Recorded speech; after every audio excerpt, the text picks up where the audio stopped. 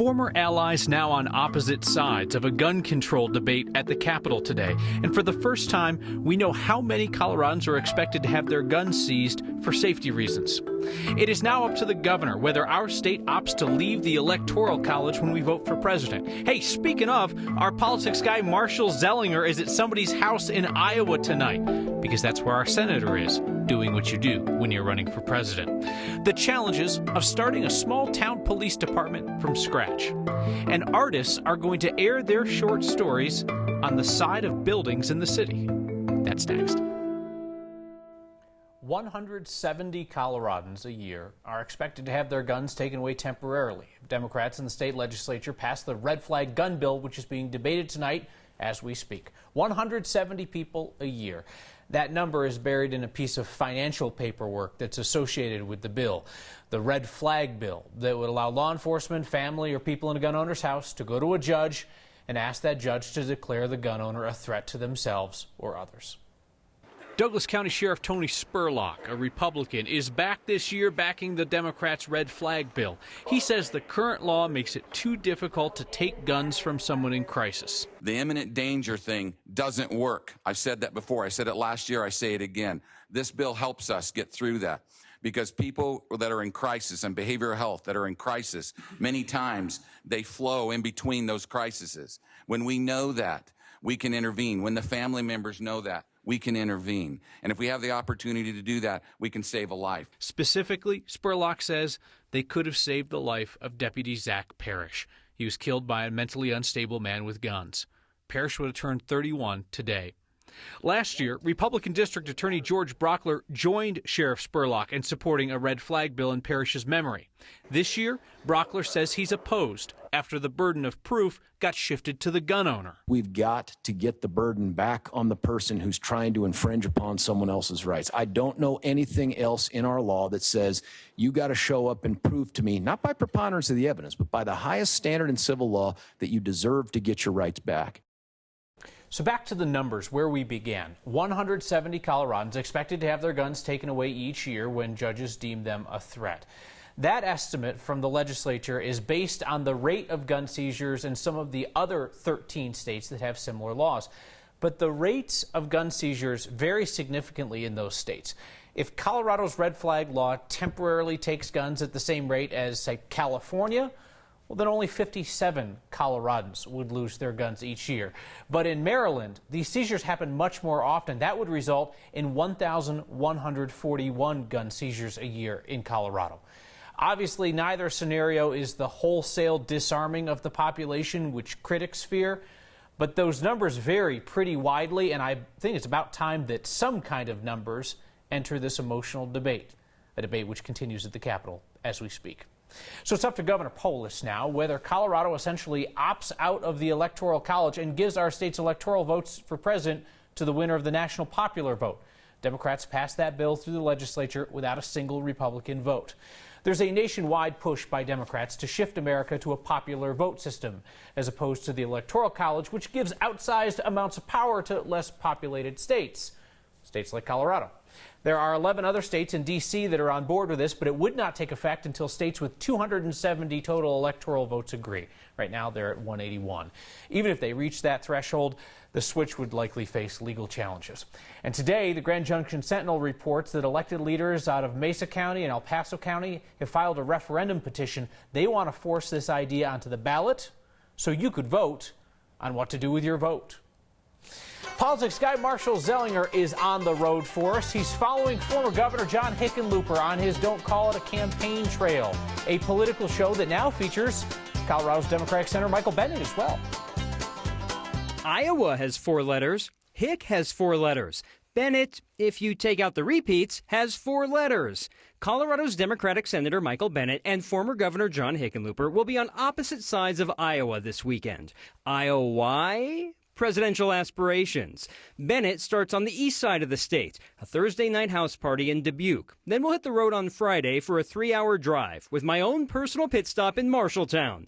before seeing the senator again in Johnston and Waukee. On Saturday, we'll get to see how the western half of Iowa compares. Hickenlooper takes his not-quite-ready-to-announce tour on a foodie trip of the state. It starts at a coffee shop in Sioux City, then a tavern in Carroll, and he'll end with a popular soup dinner in Ames. Just imagine how much of the state they'll want to see if they were actually running for president. Marshall joins us live now from the front lawn of some lady's house in Dubuque, Iowa. Senator Michael Bennet has just arrived in the neighborhood. He was greeted by that gorgeous hand-drawn yard sign and handed a name tag. Marshall, I suppose this means that his name recognition struggles are real. Hey, they spelled his name right. I figured Bennett might be difficult to spell if you're not familiar with him, where I might have trouble spelling Dubuque. I'm outside while the senator is speaking inside, because just picture any suburban home in Centennial, Littleton, Parker, you name the city. If I'm in the kitchen trying to do a live report like this and you're in the living room trying to sell yourself on maybe I'm going to run for president, it might be distracting, so I stepped outside. Photojournalist Corky Scholl is inside and shot some video about 30 minutes ago when Michael Bennet arrived, the senator arrived, and got the fanfare you would expect from a couple people right in the doorway. There's about maybe a dozen and a half, 2 dozen people inside right now. He got a button to put on right away. As I mentioned, his name is spelled correctly, so there's a plus. And it's not cliche yet, but it might become cliche. They have all queued up, ready to go. That Senate floor speech, I'm assuming, is Bennett v. Cruz from a few weeks ago when Senator Michael Bennet realized he might now have name recognition to run for president. The rest of the event right now inside the House is answering questions and meeting and greeting in his first stop in Iowa, Kyle. Scintillating stuff, Marshall, but this is how politics is done. Travel safely across Iowa, and we'll talk to you soon. Hey, did you hear those helicopters last night? A lot of people told us they heard the helicopters. So it was the Army. Choppers out of Fort Campbell, Kentucky, doing some high-altitude and urban training in our neighborhood, and we're told they will be in our skies through Sunday. Across America, at least 1 in 4 drunk drivers is a repeat offender. Colorado created a law in 2015 to make a 4th DUI a felony. Our 9 Wants to Know team reviewed convictions and found that Coloradans continue to again and again get caught for the same thing. They're still drinking and they're still driving. Fire a stray bullet into the air and it might just come down and hit someone. People who drive drunk in many ways fire into the air, not with guns but with cars, turning those cars into stray bullets that kill 30 people every day in the United States. Sometimes only the driver dies. Sometimes it's a passenger, or a neighbor, or a random person walking down the street. Drunk drivers kill people in Colorado. People like Angela Wimmer, who was sitting at a stoplight coming home from church, and Sancy Shaw, who died on Christmas Eve. Both killed, police say, by drivers with histories of driving drunk. Since 2015, prosecutors have filed more than 4,000 felony DUI charges, each involving a driver convicted of at least 3 prior DUIs. We examined those convicted and found not all go to jail or prison. About a third avoided that penalty, instead receiving community corrections or probation. More than 180 got another chance, a deferred sentence. Since the passage of the felony DUI law, we found 116 drivers convicted of multiple felony DUIs. Some still drinking, still driving, and getting caught 4, 5, 6, or even 10 times. The new law was supposed to bring down drunk driving wrecks. Statistically speaking, it hasn't. At least 3 Coloradans were killed by those who would go on to be convicted of felony DUI. Those 3 men were caught again and again, still drinking, still driving. Stray bullets that eventually hit someone. Consider what happened at the Colorado State Capitol today a metaphor for every single effort to fix our expensive healthcare system. Everybody there admits it's a problem, can't agree on how to fix it. Chris Vanderveen, our resident medical bill guy, is back to continue his Lean On Me investigation. Yeah, I assumed it was some kind of mistake. Yet mistakes. How is this fair?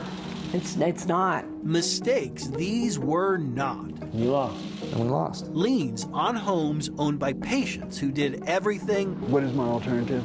Bad. Everything right. We found more than 170 filed in the last 2 years alone. In recent 9 News investigation, journalists contacted people with judgment liens from medical debt. Every single person they talked to went to an in-network hospital and unknowingly saw an out-of-network provider. Thursday, the very same committee that killed Representative Carrie Tipper's last bill related to medical debt It's just a little bit of a deja vu being in front of you today. heard about her new bill that seeks to eliminate property liens for medical debt. That is terrifying. It is the roof over your head. It is the only security that you have. Let's just say the same debt collectors that fought her a few weeks ago came back We believe this bill's just far too reaching. with virtually the same arguments. That's where I think the bill is unfair. House Bill 1145 is a bit complicated, but it seeks to protect patients from liens that could potentially lead them to lose their homes. Liens like the ones we found scattered all over the Denver metro area. Collectors and providers say they occasionally need liens to ensure payment. That's our only way of getting our doctors paid. In the end, sensing yet another victory for the debt collectors, Representative Tipper did this. Would appreciate the opportunity to work on this bill a little bit more. She pulled her bill. For now. It could come back later, but clearly it's not receiving the reaction she had hoped to see. For Next, this is Chris Vanderveen. Even if this doesn't come back, the legislature is going to take up another issue that was raised in Chris's reporting: surprise medical bills. Legislation on that issue has not made it out of committee for years. It's going to have a real chance to do that in a couple of weeks. I thought, what a neat experience to be able to start your own police department. And every single officer is getting severance pay. That was a terrible pun on my part. The town of Severance is finally getting its own police department. After all, who can say they've started their own police department? And on this Throwback Thursday, one viewer looks back to the days when, well, people with real talent sat in this chair. Plus, artists in Colorado find an unusual venue to showcase their films: the sides of buildings. That's next.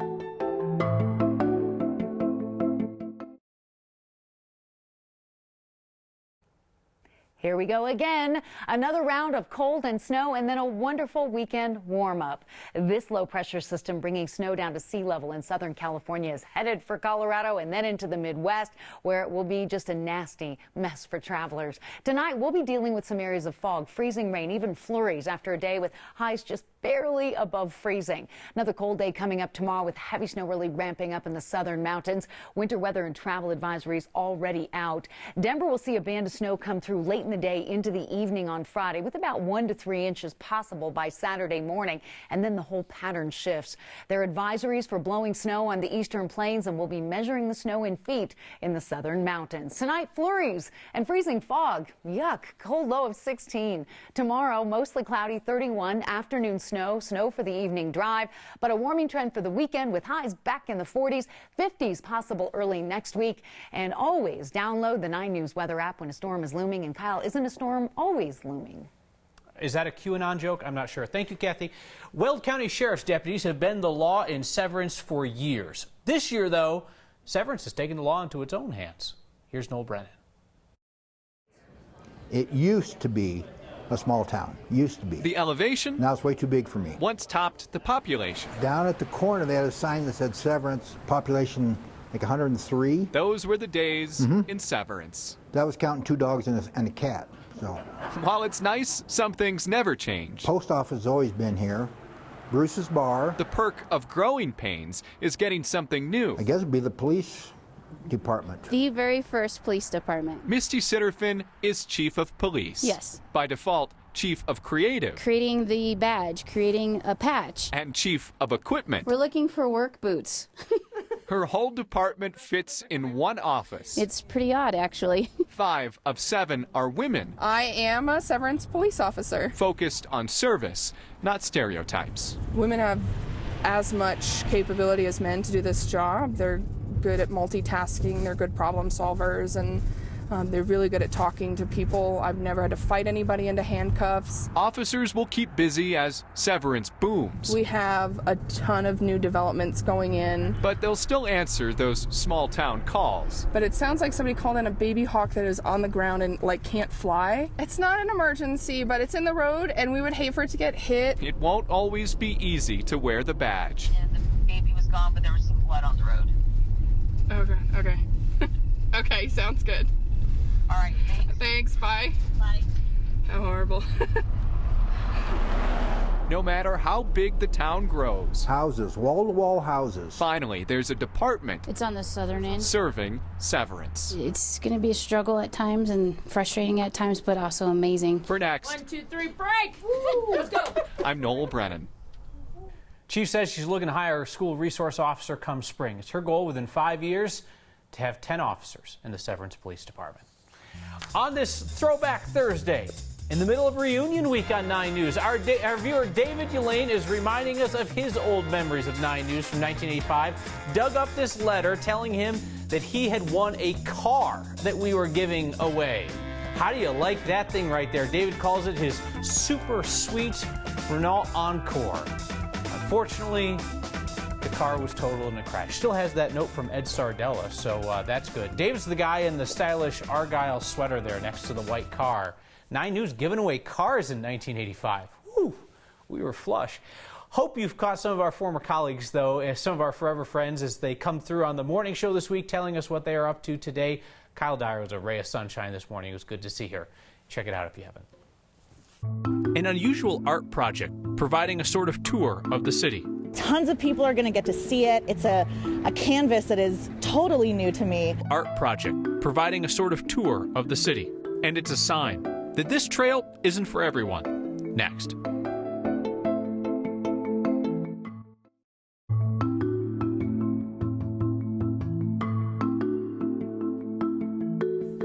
Aaron nearly got caught on camera again, I'm telling you.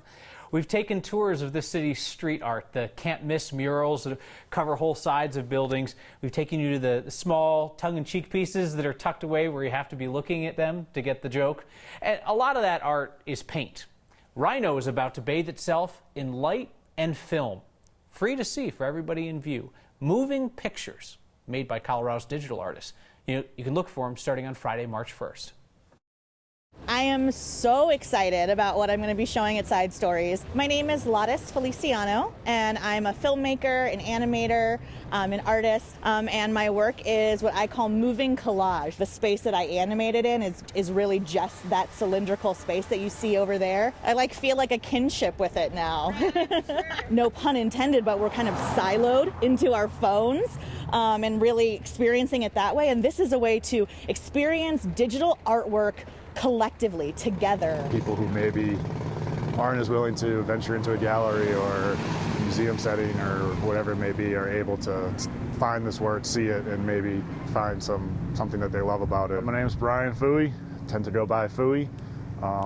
I'm a photographer mostly. For Side Stories, I decided to take a theme of bedtime stories, and I'm calling it Goodnight Denver. At the end of the day, just having my work out there for anyone to see is a win.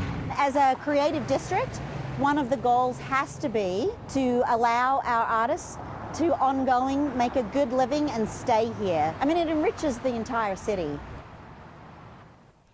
On the Side Stories website, organizers have built an interactive map so that you can find each film. They'll also post audio clips of each artist explaining the work, so you can listen to that while you watch. We return with a sign that we need to live within our limits, and some of your feedback tonight is on a sore subject.